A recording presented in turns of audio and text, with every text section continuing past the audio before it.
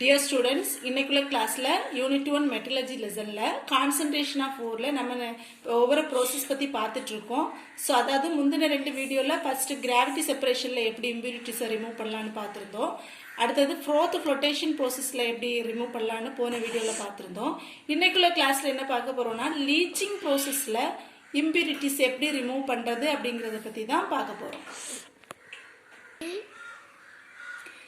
So leaching ப்ராசஸில் நம்ம எடுக்கக்கூடிய ஓர் எப்படி இருக்கணும் அப்படின்னா, ஓர் வந்து சாலிபிளாக இருக்கணும், கேங் வந்து இன்சாலிபிள். கேங்குனா நம்ம சொல்லியிருக்கோம்ல இம்பியூரிட்டிஸ், அதில் இருக்கக்கூடிய ரிமூவ் பண்ணக்கூடிய அந்த வேஸ்ட் இது நம்ம என்ன சொல்கிறோம், கேங் அப்படின்னு சொல்கிறோம்.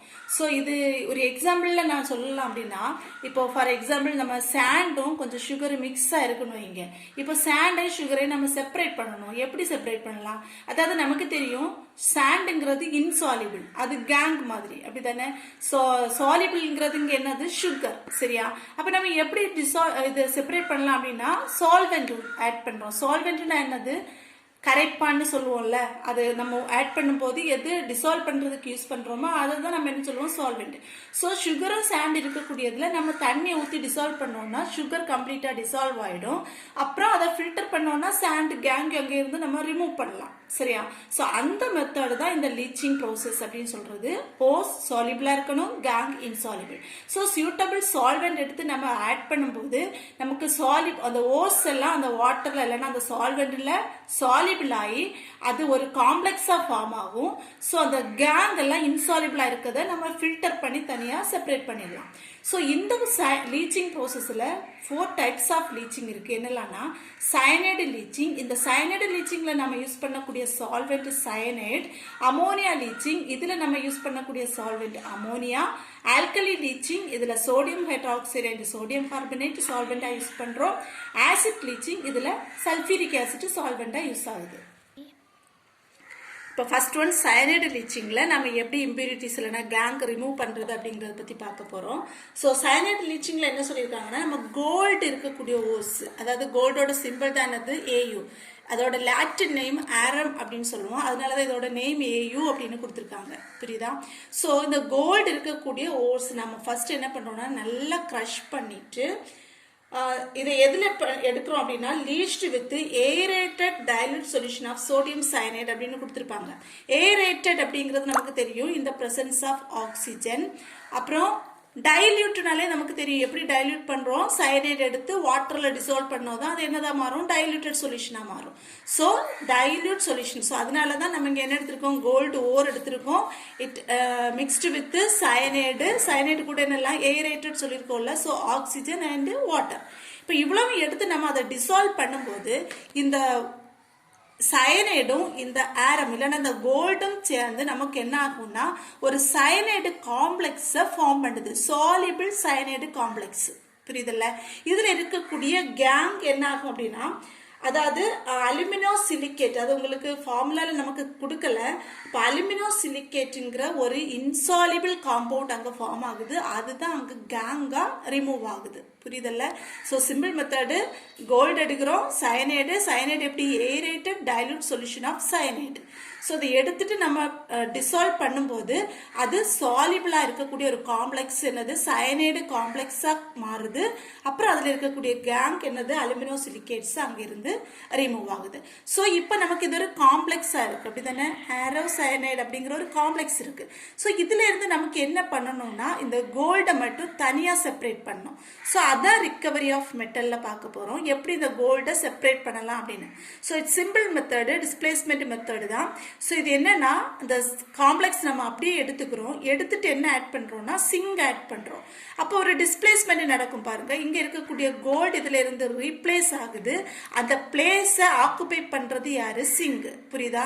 இந்த கோல்டு ரீப்ளேஸ் ஆயிடுச்சு, அந்த கோல்டு இருக்கக்கூடிய இல்லைன்னா ஆரம் இருக்கக்கூடிய பிளேஸை யாரு ஆக்குபை பண்றா, சிங்க்.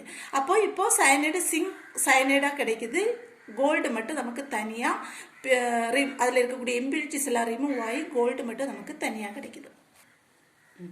நெக்ஸ்ட் டைப் என்னன்னா அமோனியா லீச்சிங் பத்தி பார்க்க போறோம். இங்க நம்ம முன்னாடி சொன்னோம்ல, இங்க சால்வெண்ட் நம்ம என்ன யூஸ் பண்ணுவோம், அமோனியா யூஸ் பண்ணுவோம்.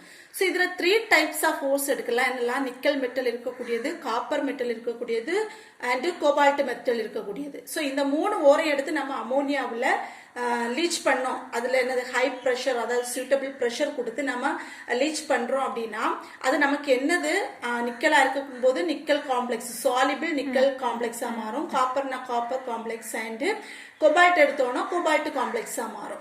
இது எல்லாமே சாலிபிள் காம்ப்ளெக்ஸஸாக இருக்கும்.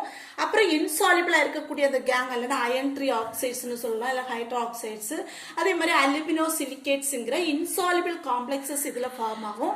அதை நம்ம ஃபில்டர் பண்ணி அந்த கேங்காக தனியாக நம்ம என்ன பண்ணிடலாம், செப்பரேட் பண்ணிடலாம். இதுதான் அமோனியா லீச்சிங்கில் கொடுத்துருக்காங்க.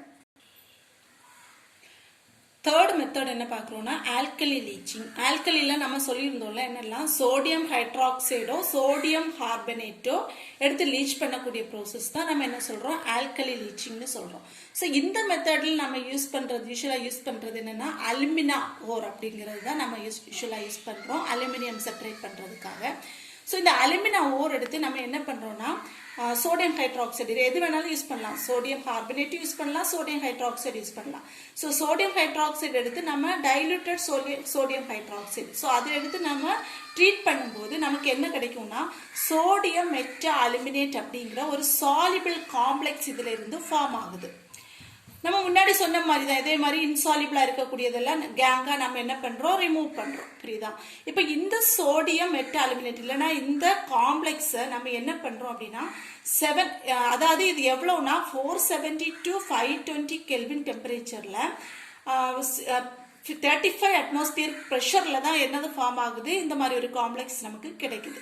ஸோ இந்த காம்ப்ளெக்ஸை சோடியம் மெட்டா அலுமினேட் காம்ப்ளெக்ஸை எப்படி திரும்ப ரிகவரி பண்ணலாம் அப்படின்னு பார்த்தோம்னா இதில் என்ன பண்ணுறோம்னா கார்பன் டை ஆக்சைடு கேஸ், அதாவது இதை ஃபர்ஸ்ட் நல்லா கூல் பண்ணி அதை நம்ம என்ன பண்ணுறோம், திரும்பவும் டைல்யூட் பண்ணுறோம்.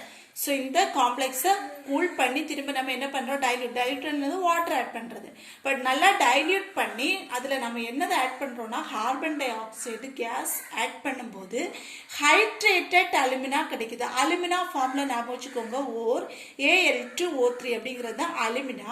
ஹைட்ரேட்டட் அப்படின்னு நமக்கு தெரியும், வாட்டர் ஆட் ஆகிருக்கக்கூடியதை நம்ம என்ன சொல்லுவோம், ஹைட்ரேட்டட். புரியுதா? இப்போ காப்பர் சல்ஃபேட் அப்படின்னா என்ன சொல்லலாம், CuSO4 copper sulphate.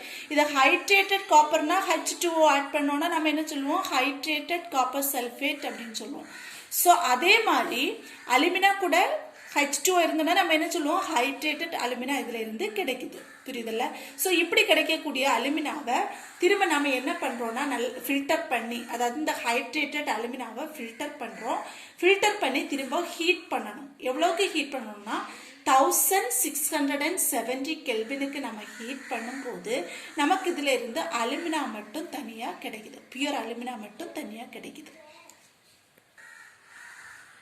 The last one is acid bleaching. Acid bleaching நம்ம முன்னாடி சொல்லியிருந்தோம், H2SO4 ஆசிட் யூஸ் பண்ணி நம்ம லீச் பண்றது, அதாவது சால்வெண்டா நம்ம யூஸ் பண்றது சல்ஃபியூரிக் ஆசிட் அப்படின்னு சொல்லியிருந்தோம். ஸோ இதுல என்னெல்லாம் ஓர்ஸ் நம்ம யூஸ் பண்ணலாம் அப்படின்னா சல்ஃபைடு ஓர், அதாவது சிங்க் சல்ஃபைடு, கலீனான்னு சொல்லியிருந்தோம்னா PBS, இந்த மாதிரி ஓர்ஸ் எல்லாம் லீச் பண்ணணும், அதெல்லாம் இம்பியூரிட்டிஸை ரிமூவ் பண்றதுக்கு நம்ம யூஸ் பண்ணக்கூடிய மெத்தட் தான் இந்த ஆசிட் லீச்சிங் மெத்தட். ஸோ நம்ம நேரமா மாதிரி தான் ஃபர்ஸ்ட் நம்ம இங்கே என்ன எடுக்கிறோம், சிங்க் பிளண்ட் எடுக்கிறோம் Z10S. இதில் ஆசிட் லீச்சிங்கிறதுனால சல்ஃபியூரிக் ஆசிட் ஆட் பண்ணி இந்த பிரசன்ஸ் ஆஃப் ஏர், இது இந்த ரியாக்ஷன் நடக்கக்கூடியது இந்த பிரசன்ஸ் ஆஃப் ஏர்ல.